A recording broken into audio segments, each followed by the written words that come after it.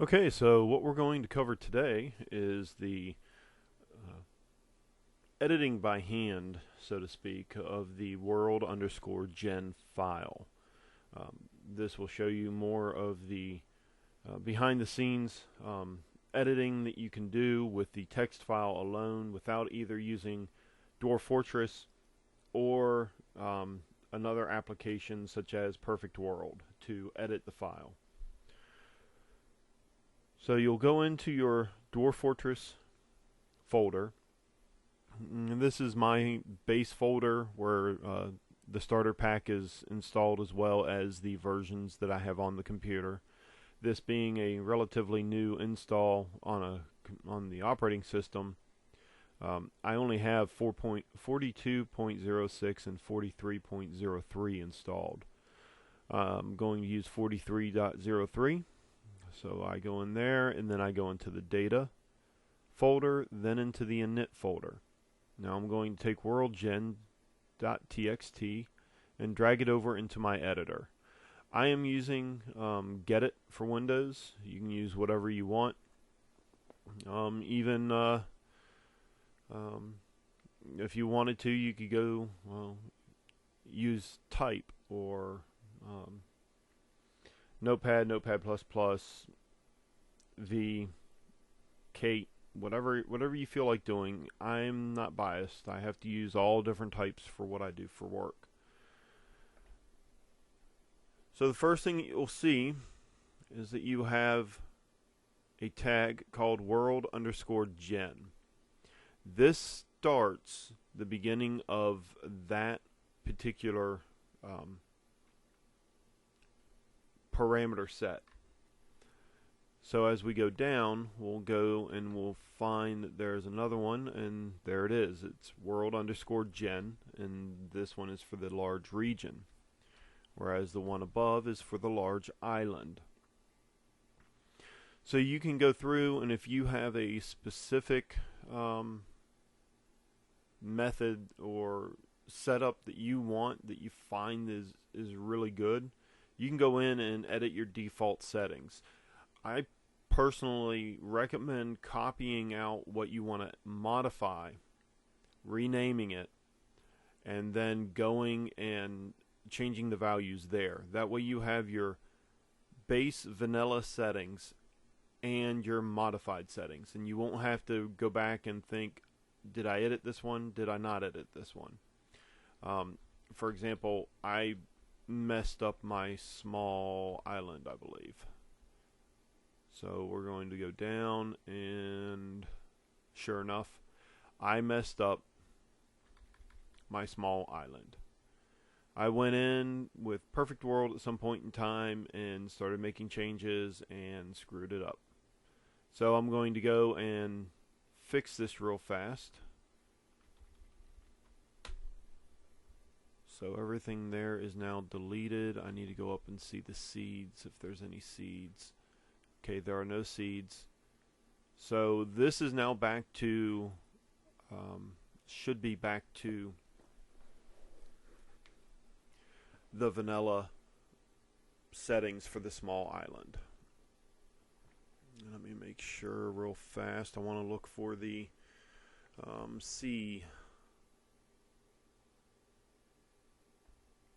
River minimums, 5 of 5, volcano, evil good,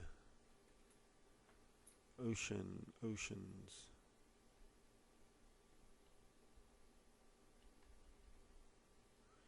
I believe I need to change this one to 4 or 1, 1, and 1. Oh no, it's set up above. Sorry. So here's the one that I was looking for, complete ocean edge, and therefore it is saying everything has to be water around this particular parameter set. So now what we're going to do is, since this is the one that I started in the previous video, which world is this? World 1.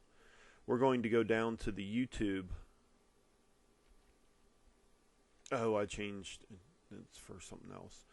We're going to go to the YouTube tutorial one, which should be right. That's another Reddit request. Here. So here we have the YouTube tutorial. Now I'm going to get this to where we are only looking at it. Okay, now the first thing I'm actually going to do is come in here and show you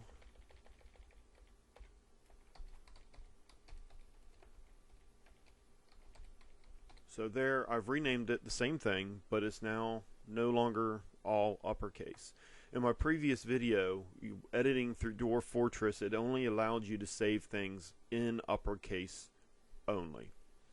I don't care for that. I kind of like to let myself have another visual clue that, hey, this is a edited world parameter set.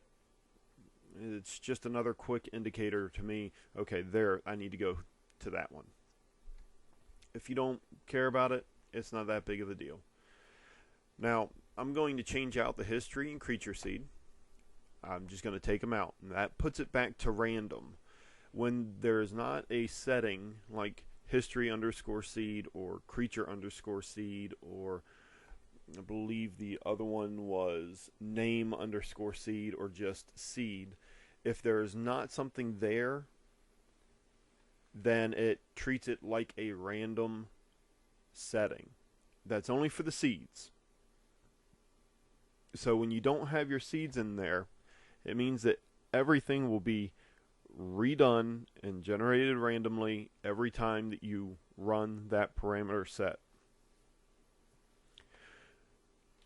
And again, we now have the view of what size it is here at the dimensions, our number of embark points, our end year for creation, the beast end year, and you'll notice that this time it's broken out to 100 years with 70% deaths.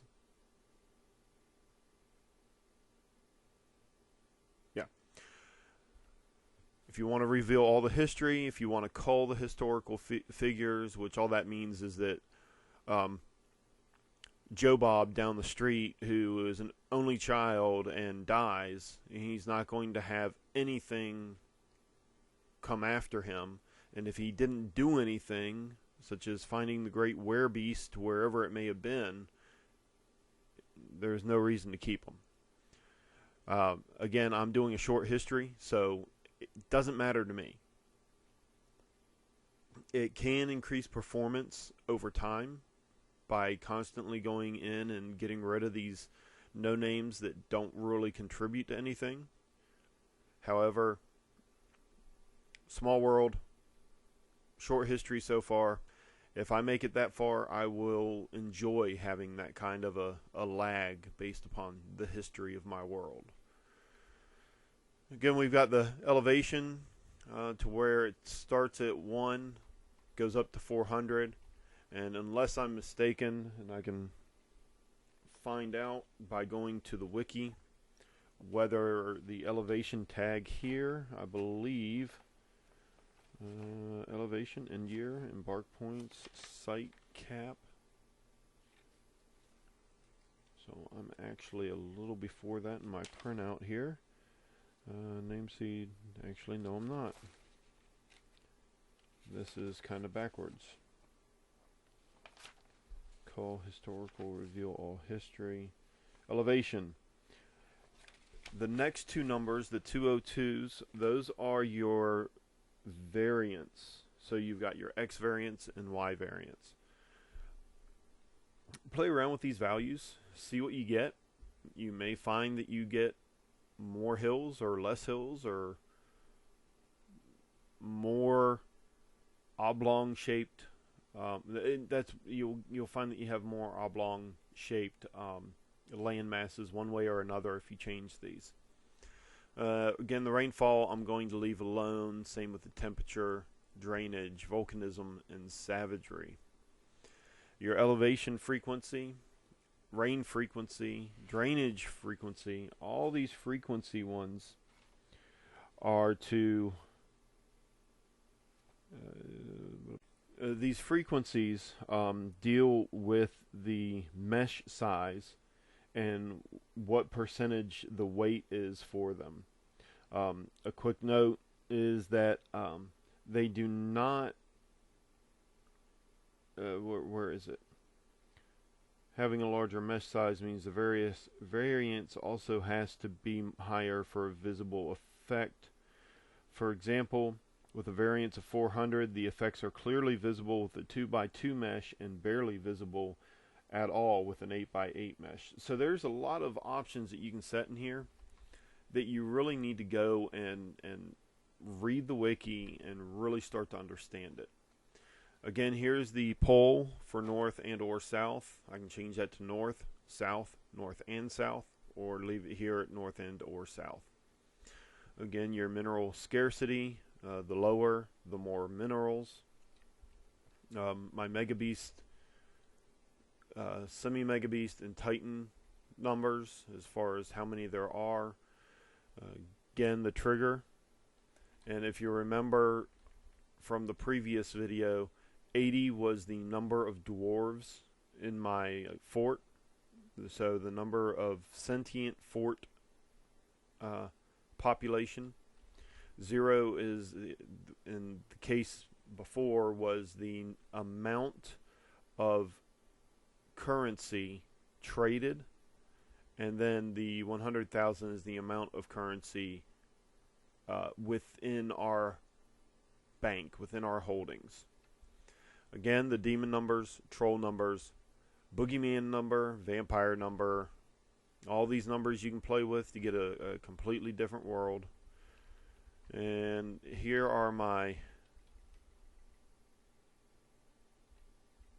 evil square counts.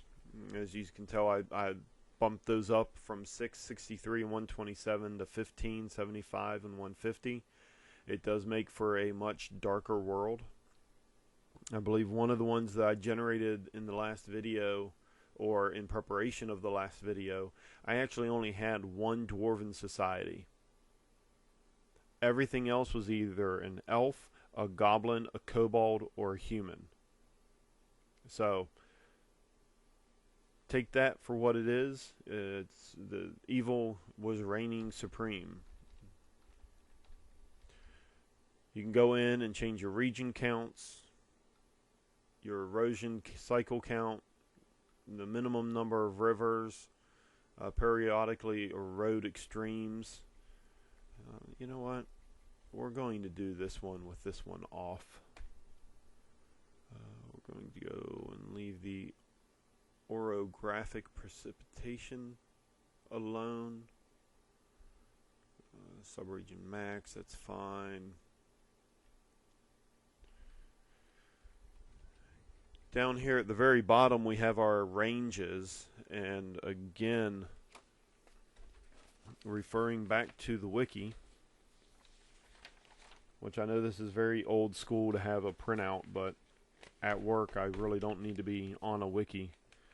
It's easier to have a piece of paper in front of me while I'm supposed to be working. So the ranges. Sets the minimum possible number of squares of certain ranges of each of the region qualities. So in this case, the range qualities are your low squares, your medium square or mid squares, and your high squares.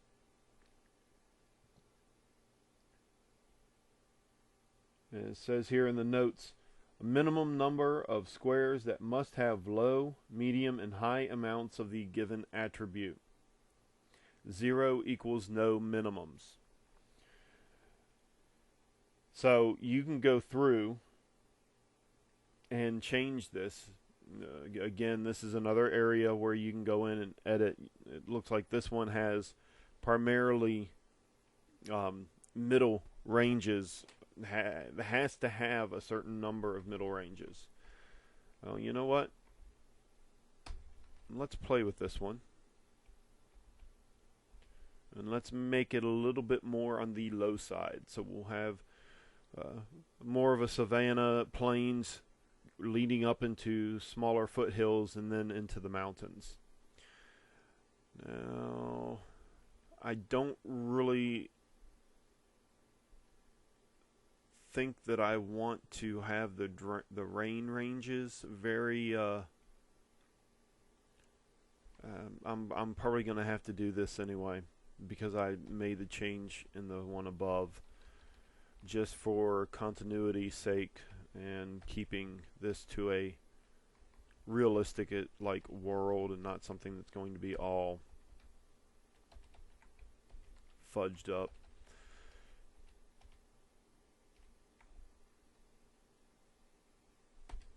That might prove to be very interesting. So what we're going to do is we're going to save it. Now we're going to go in and actually play Dwarf Fortress and generate a new world.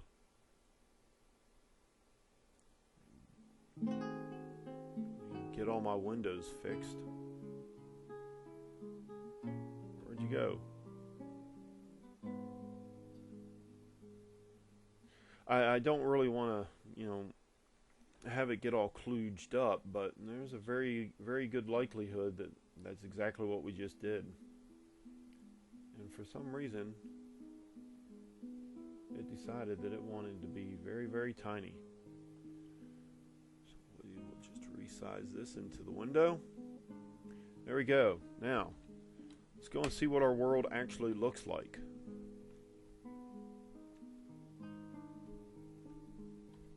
So this was, as you can see, the YouTube tutorial. Everything's in lowercase. So we're now going to go and generate. Now, I do have an issue with this world.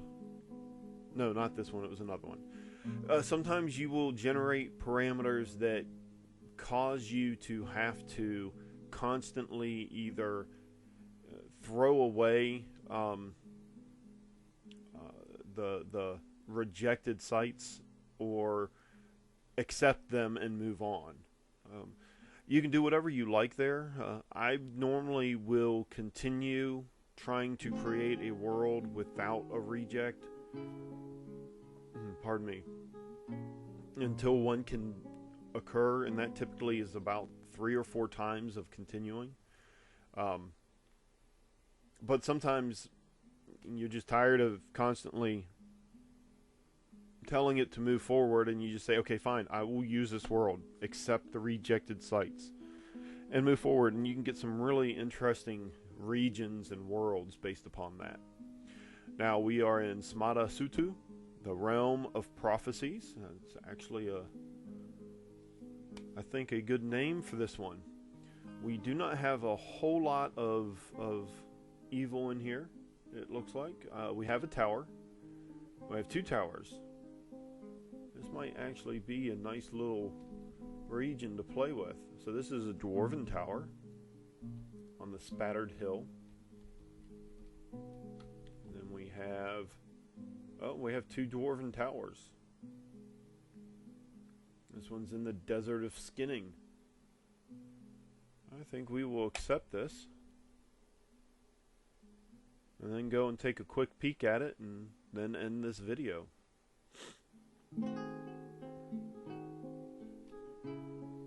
So I am now going to start playing, and it's Smada Sutu.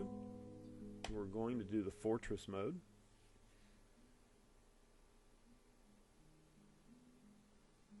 Our 2 weeks have passed. That's one nice thing about these small worlds is the weeks go by really, really fast. Well, this volcano has some interesting prospects. It actually has a really, really nice prospect.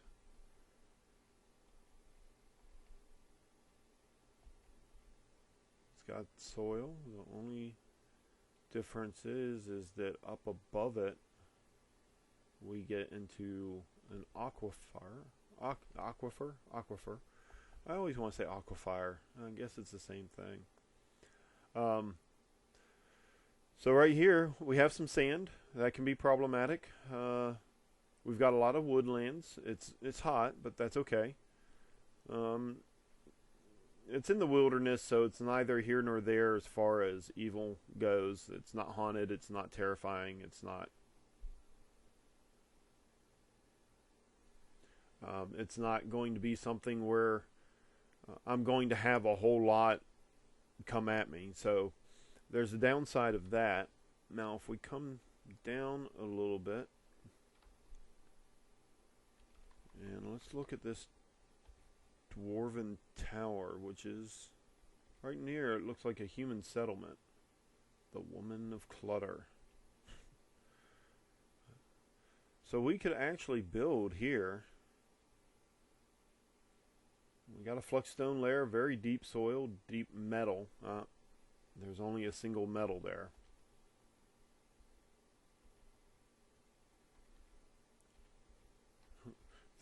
The equality of jugglers. Oh, that's so wonderful. So I don't think that I'm going to build around this tower simply because there's only a single metal, it appears, in that area. So we'll come up here and look at this one. We have deep metals, very deep soil, shallow clay, and an aquifer. And we can go all around it. We are in the desert of skinning, so trees are going to be a little more on the scarce side. We can go over one and hit the savanna biome. And with that, we can actually get some trees. It's going to be sparse. It's the pines of FRKNG, Franking, Free King. Who knows? So we could start here, but I'm actually thinking that I'm going to go over and do the volcano location. So we are going to embark here. Yes. Again, I'm going to just be really simple with it. No yellow sand and no rat meat. Oh darn. I suppose I should get at least one more piece of meat. We will. Let's see. Meat. Okay, so we'll take an extra turkey meat, and then we will take some black sand. Okay, we're ready to embark. Did you know that 9 out of every 10 embarkments end in complete disaster? I can't wait to see what awaits us here. Again, disaster waits for us here. Okay, so we are right on the edge of what looks like the volcano. It's not a very grand volcano, but I think we can do with it. We got some good trees around. So there is that. Oh,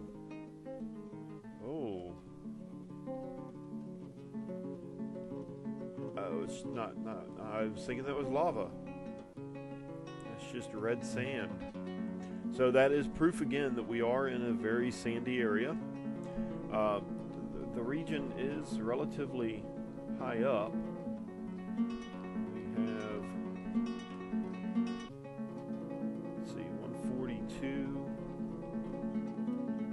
and we're on 153. So we've got about 12 layers of diggable, burrowing, diggable land.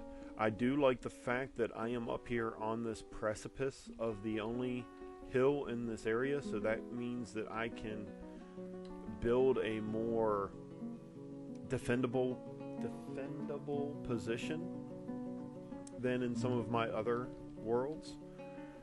So I'll take this one.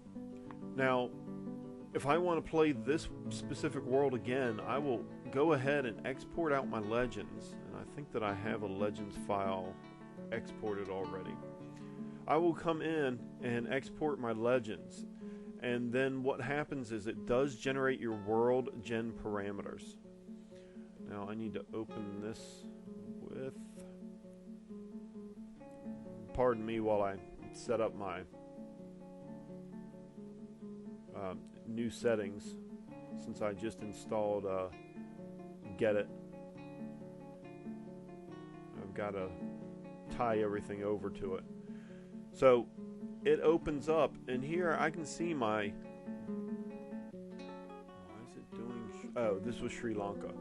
This is a different one. So here you can see my seed for all the geography within this world. I can then take that seed. I wouldn't for this one because it's just Sri Lanka. I've got that saved as its own little thing. But I can take that seed, insert it back into a new world gen parameter set, and constantly revisit this world with a completely different history, naming, or creature seed, and have a unique experience each time, even if I try to play the same area. So that's a lot of the benefit of creating a world parameter set, is that you can go back later and enjoy something that you've played one way, and by changing just a few things, have something completely different and have a different experience for it. So that's all we're going to cover today, was just a quick editing of the file. It's not anything that's overly difficult.